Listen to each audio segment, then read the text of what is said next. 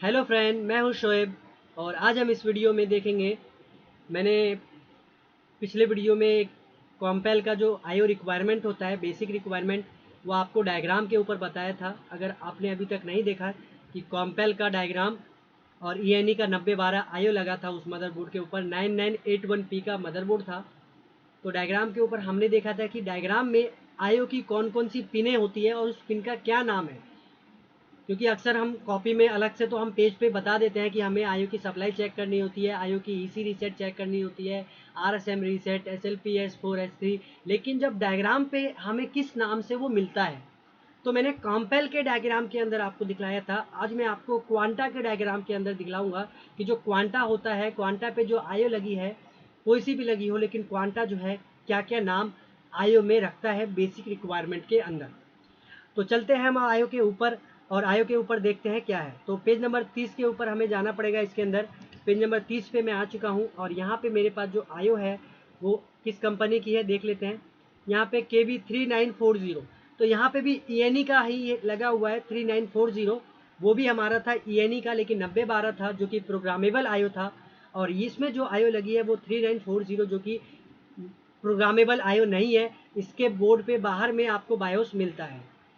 तो इसके अंदर हम देख लेते हैं कि हमारा जो कॉन्सेप्ट है, आईओ की रिक्वायरमेंट है, किस किस नाम से दिया गया है। लेकिन ये क्वांटा ने डिज़ाइन किया है तो कहीं ना कहीं क्वांटा ने अपने नाम का तो फ़र्क रखा होगा। तो सबसे पहले यहीं पे हमें दिख गया कि इसकी जो सप्लाई होती है वो पिन नंबर 9, 22, 33, 96, 111, 125, इन सभी में से किसी एक पिन पे आपको चेक करना है। 3 वोल्ट आपको मिलना चाहिए।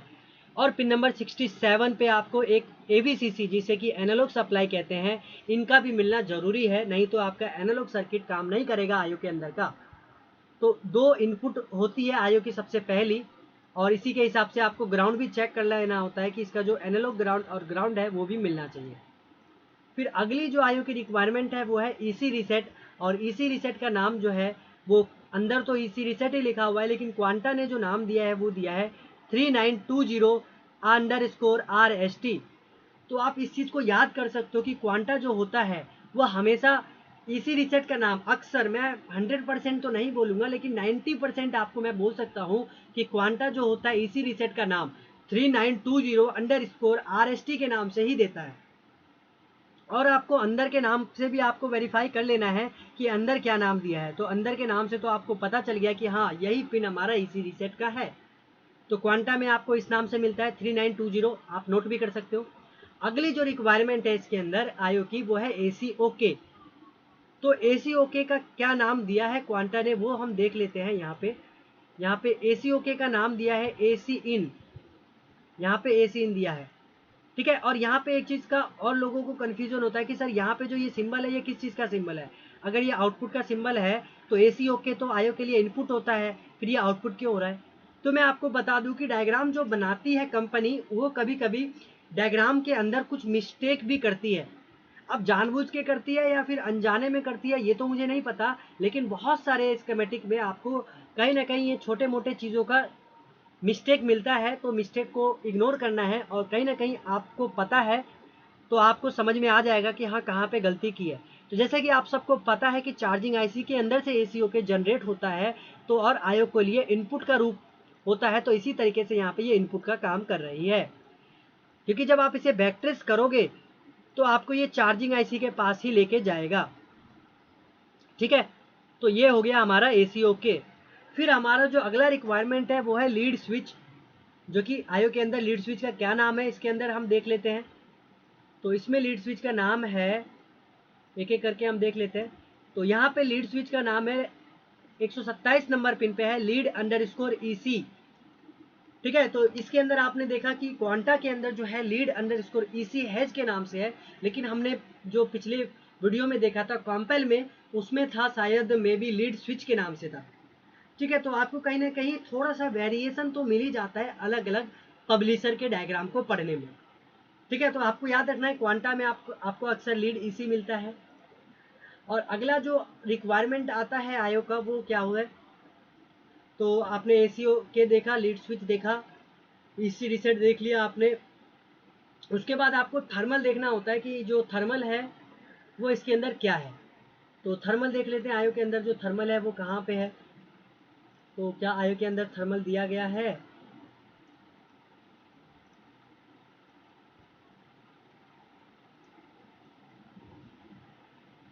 तो यहाँ पे तो इस आयो के अंदर थर्मल बाहर तो नहीं दिया, इंटरनली थर्मल कनेक्टेड है।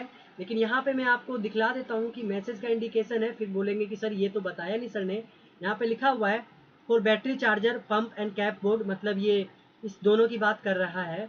और यहाँ पे सीपीयू थर्मल की बात कर रहा है, मतलब ये जो थर्मल है ये आयो का थर्मल नहीं है, ये कहीं ना कहीं सीपीयू का थर्मल है, जो कि आयो हमारे सीपीयू को बताता है कि बोर्ड पे क्या टेम्परेचर चल रहा है। क्योंकि आपको मैं बता दूं, क्योंकि जो सीपीयू होता है वो हमारे मदरबोर्ड से, मतलब जो छोटे छोटे आईसियाँ होती है उनसे बात नहीं करता।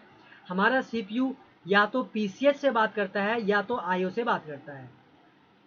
तो इसी तरह आईओ से अगर बात करता है और आईओ हमारे मदरबोर्ड से बात करता है, मतलब छोटे छोटे कंपोनेंट से बात करता है, तो आईओ को पता चलेगा कि कंपोनेंट की क्या स्थिति है, क्या टेम्परेचर है। उस हिसाब से जो आईओ है पीसीएच को इन्फॉर्म करेगा जिस लाइन से, उस लाइन का जो नाम होता है वो डेटा इन क्लॉक होता है। इसीलिए यहाँ पे लिखा है कि ये जो डेटा क्लॉक है वो सीपीयू का थर्मल के लिए है।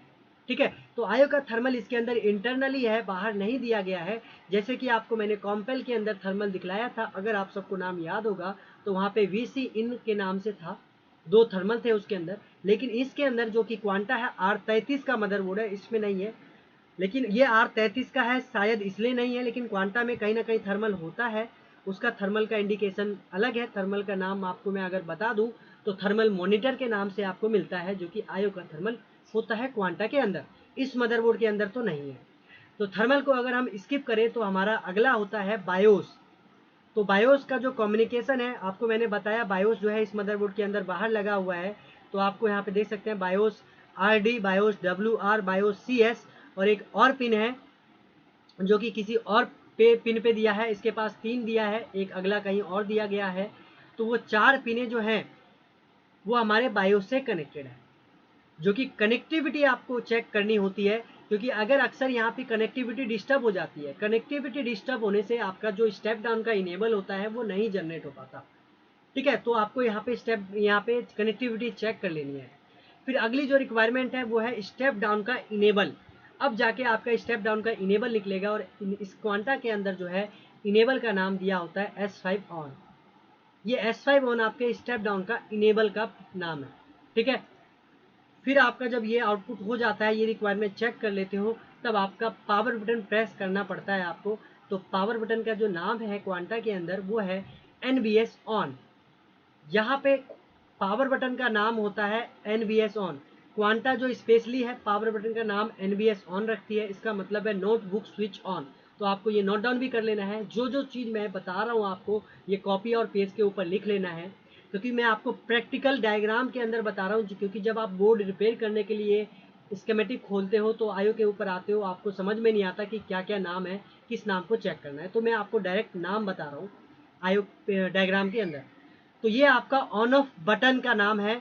जिसे कि आपका यहाँ पे पावर बटन नहीं दबाया आपने तो यहाँ पे 3 वोल्ट मिलेगा, लेकिन जैसे ही आपने पावर बटन प्रेस किया आपको यहाँ 0 वोल्ट मिलता है, और जैसे रिलीज करते हो आपको यहाँ 3 वोल्ट बनना चाहिए। तो यहाँ पे हाई लो हाई का कॉन्सेप्ट क्रिएट होना चाहिए। जैसे आप पावर बटन प्रेस कर देते हो तो आयो के अंदर से 2-3 आउटपुट जनरेट होती है। तो पहला दूसरा जो भी बोल सकते हो आप, तो एक हो जाता है आपका RSM रीसेट, जो कि आयो के अंदर से पिन नंबर 95 के अंदर से निकल रहा है इस मदरबोर्ड के अंदर। सेकंड जो है हमारा पावर बटन आउट, इनके बदले पावर बटन आउट भी होना चाहिए, और पावर बटन आउट का नाम होता है इसमें DNBS ऑन। पावर बटन का नाम आपको मैंने दिखलाया NBS ऑन, और पावर बटन आउट का नाम होता है DNBS ऑन।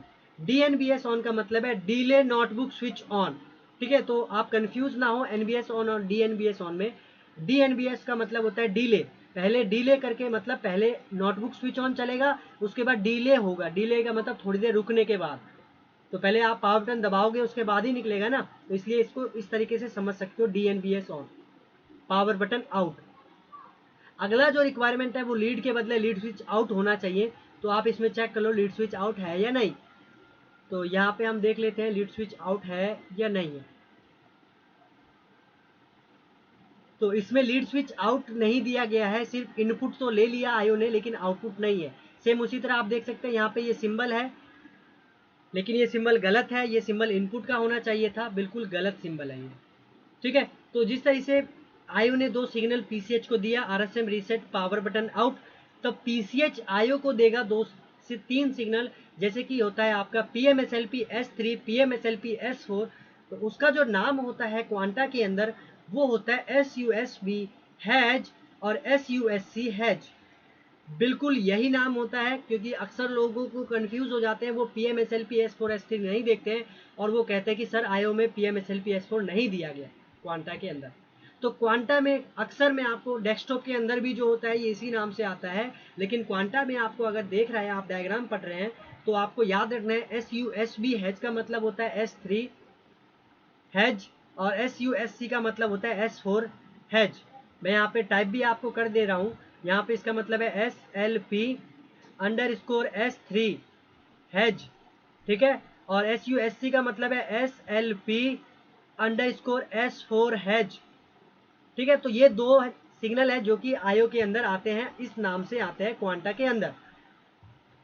तो यहाँ तक ये बेसिक रिक्वायरमेंट है जो कि नो पावर के लिए है। यहाँ तक आपका अगर आ रहा है तो आप कह सकते हैं कि आपका लैपटॉप ऑन हो चुका है।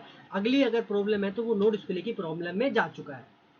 तो यहाँ तक हमने बताया आपको क्वांटा के अंदर की क्या क्या नाम मिला। आई होप अगर आपने पहले वीडियो देखा होगा कॉम्पेल के अंदर, तो आपको उसमें और इसके अंदर डिफरेंस जरूर मिला होगा और आपको सीखने को भी जरूर मिला होगा कि आप आगे क्वांटा का अगर पढ़ रहे हो तो आपको इस नाम को ढूंढना है अगर आप बेसिक रिक्वायरमेंट में ढूंढ रहे हो।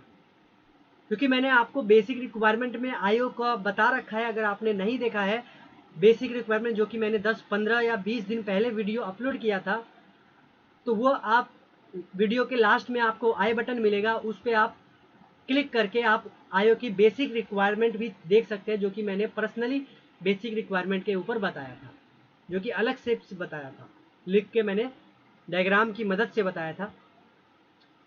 ठीक है, क्योंकि यहाँ पे तो बहुत पिने हैं, यहाँ पे ढूंढ रहे हैं हम, लेकिन उसमें मैंने नाम लिख लिख के सेपरेट बताया था। तो अगर आपको नहीं देखा तो मैं आई बटन पे उसका लिंक डाल दूंगा और डिस्क्रिप्शन में भी उसका लिंक डाल दूंगा, आप वहाँ से जाके देख सकते हैं। तो आई होप आपको ये वीडियो समझ में आया होगा। इसी तरीके से इस वीडियो को हम यहीं तक रखते हैं, फिर मिलेंगे नेक्स्ट वीडियो में अगला कोई पब्लिशर के लेके आयो की रिक्वायरमेंट के ऊपर। तब तक के लिए bye bye and thank you for watching this video.